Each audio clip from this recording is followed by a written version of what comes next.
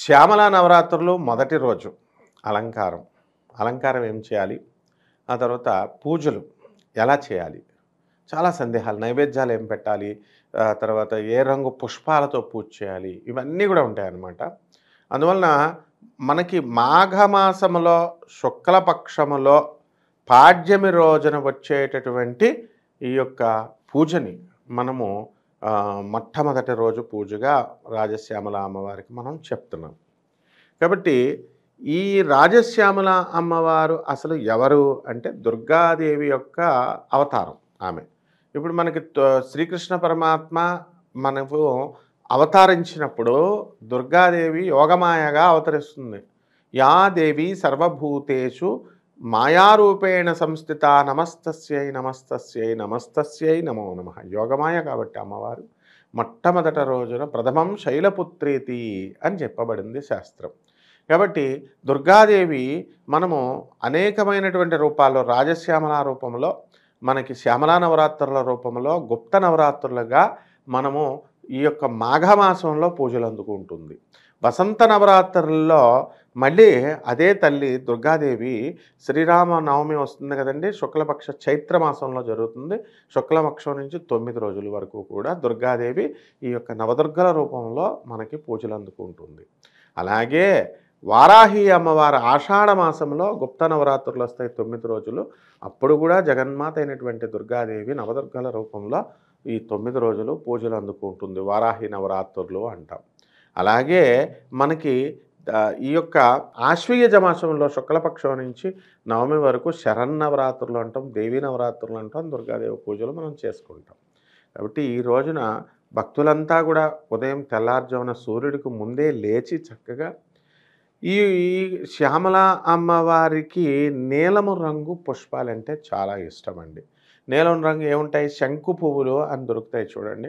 ఆ అమ్మవారు ఏ రంగులో ఉంటుంది అంటే నీల సరస్వతి అమ్మవారు అంటాం.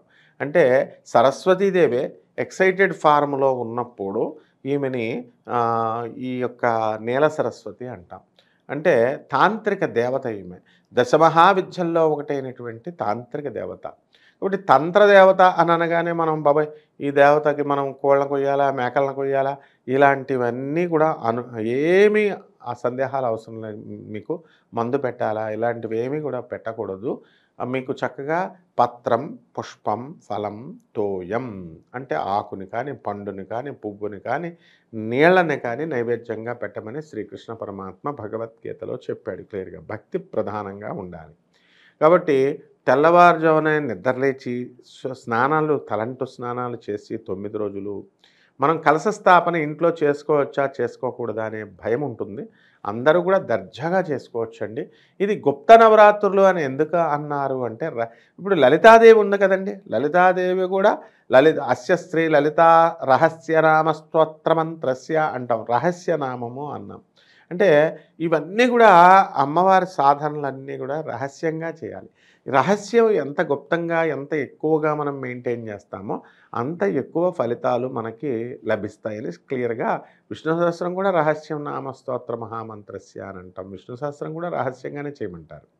ఇవన్నీ కూడా ఎందుకంటే నాస్తికులకి మనం వెల్లడి చేయడము, మళ్ళీ వాళ్ళు వెటకారంగా అనడము, భక్తిని తగ్గించే విధంగా వాళ్ళు సొంత ప్రేలాపనలు పలకడము, ఇవన్నీ కూడా మనకి భక్తుడి యొక్క మనోభావాల మీద దెబ్బతీసే విధంగా ఉంటుందని రహస్యంగా చేయమని చెప్తుంది శాస్త్రం.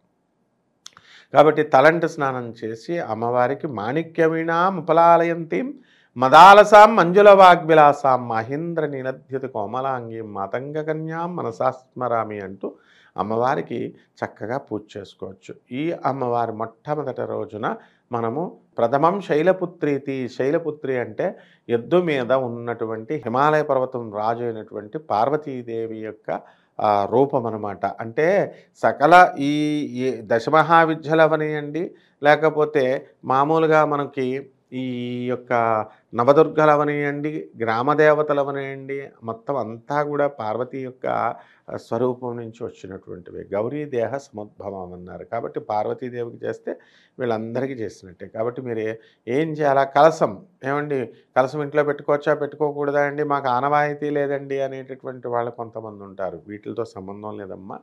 మీకు ఫోటో పెట్టుకోండి. లేకపోతే నీల సరస్వతి, నీలం రంగులో ఉన్నటువంటి సరస్వతి తల్లి ఆమె. ఆమె విశుద్ధ చక్రానికి అధిపతి ఆ తల్లి. చక్కగా బుద్ధిని, జ్ఞానాన్ని మనకిస్తుంది. బుద్ధిర్బలం, యశో ధైర్యం, అజాడ్యం, వాక్పటుత్వం చ. శ్యామలా స్మరణాత్ భవేత్, హనుమత్ స్మరణాత్ భవేత్. ఒక ఆంజనేయ స్వామిని ఏ విధంగా అయితే స్మరిస్తామో శ్యామలా తల్లిని కూడా అలా స్మరిస్తే బుద్ధిర్బలం ఇవన్నీ కూడా పెరుగుతాయి. కాబట్టి చక్కగా నీలం పువ్వులు, అలాగే ఆ సీజన్లో దొరికేటటువంటి నందివర్ధన పువ్వులు, చామంతి పువ్వులు, ఇలా దొరికేటటువంటి పువ్వులతో, గులాబీ పువ్వులతో అమ్మవారిని సింపుల్ మంత్రము ఓం శ్యామలాయై నమః, ఓం రాజశ్యామలాయై నమః అనే మహామంత్రంతో కుంకుమార్చన చేసుకోండి. ఎవరైనా సరే సింపుల్గా ఈ మంత్రంతో మీకు అమ్మవారు ప్రసన్నం కాదు అని ఎవరైనా సరే చెప్పినా కూడా తంత్రదేవత కదా అని చెప్పినా అవన్నీ కూడా అబద్ధాలు. ఒక బెజవాడ కనకదుర్గమ్మ దేవస్థానంలో అధర్వణ వేద పండితుడిగా మా గురువుల దగ్గర నుంచి నేను నేర్చుకున్నాను. మా దత్తాత్రేయ శర్మ గారు, శంకర్ సండేలియా గారు వీళ్ళంతా కూడా. కాబట్టి అథెంటిసిటీ మేము చెప్పేది. కాబట్టి మా గురువులు చిన్నప్పటి నుంచి కూడా అష్టాదశ శక్తి పీఠాల్లో వాళ్ళు అమ్మవారికి కళలు పెడుతూ పూజలు చేస్తూ ఉంటారు. కాబట్టి మేము వెళ్ళేవాళ్ళం. కాబట్టి ఈ విషయంలో ఏ సందేహం వద్దు, నా అనుభవంతో చెప్తున్నాను. ఇదే అథెంటిసి. మిగతా వాళ్ళు ఎవరైనా మందు పెట్టాలా, లేకపోతే మటన్ పెట్టాలా, చికెన్ పెట్టాలంటే అస్సలు నమ్మొద్దు. అమ్మవారు కేవలము జగద్గురువైనటువంటి ఆదిశంకరాచార్యుల వారు ఈ పద్ధతిలోనే మనకు చెప్పారు. మీరు చక్కగా శ్రీచక్ర యంత్రం పెట్టుకోండి, లక్ష్మీ యంత్రం పెట్టుకోండి, అమ్మవారికి ఓం పార్వత్యై నమః అని చేసుకోండి, ఓం శ్యామలాయై నమః, ఓం రాజశ్యామలాయై నమః, తర్వాత ఓం మాతంగ్యై నమః అని ఈ మంత్రాలు ఏమి చేసుకున్నా కూడా మీకు బ్రహ్మాండమైన ఫలితం ఇస్తుంది. ఇకపోతే బ్లూ గాజులు అంటే మీరు రంగులు ఉంటాయి కదమ్మా, మీకు 9 రంగులు 9 రోజులు వచ్చినాయి, 9 రంగుల కలర్లు రోజుకొకటి వేసుకోండి.